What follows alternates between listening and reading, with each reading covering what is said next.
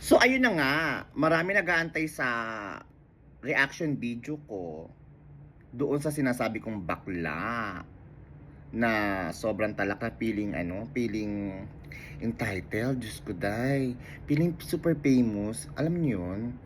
Pero hindi pala siya bakla, babae pala siya, mukha lang pala siyang bakla. My God, ito tinutukoy ko sa inyo.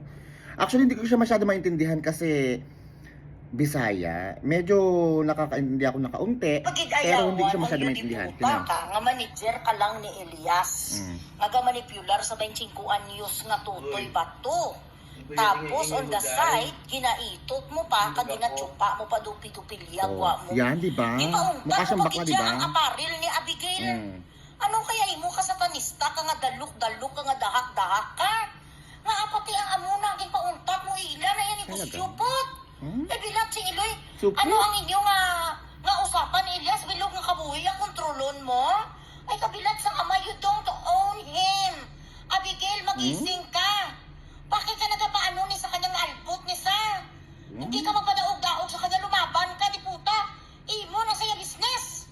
Kin-trademark ya si Elias, how meron sang galing sa Department of Trade and Industry? Grabe, giniya ka satanista ning anaconda nga chimpanzee nga si Beverly. O, diba? Inuulit-ulit iniintindi ko siya mabuti bago ko magbigay ng reaction. Nga manipular sa 25 anyos nga tutoy bato. Di ba untat mo gitya ang aparil ni ano na pa untat mo ila na yan igustyupot. Bilat si Iloy. Halika dito, friend. Translate mo to. Nausapan Elias, may baklang may mukhang bakla na kanal.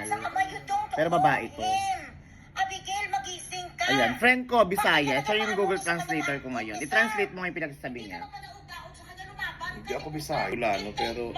si Elias, how meron sang galing sa Department of Trade and Industry? Ano nasabi ng translator ko? Itong translator ko si Joel, my friend. Ano sinasabi nung bakla nung Bisaya yung Bisaya? sabi, pero hindi ako Bisaya. Kasabot lang gamay. Kasi Bicolano ako, parang may something kasi parang tunog pareho. Ito ang niya. Yun, sabi niya nga, anaconda, satanista, si Beverly. Satanista, anaconda? Kasi pati ang maliit na negosyo ni Abby na merchandise, yung apparel, sinasabi. Kaibigan siguro yan ng Abby. O ano pa? Elias, pinagdamot pa daw. Hindi niya ba daw naintindihan na manager lang siya? Ni Elias, oo. Hindi siya pag-aari.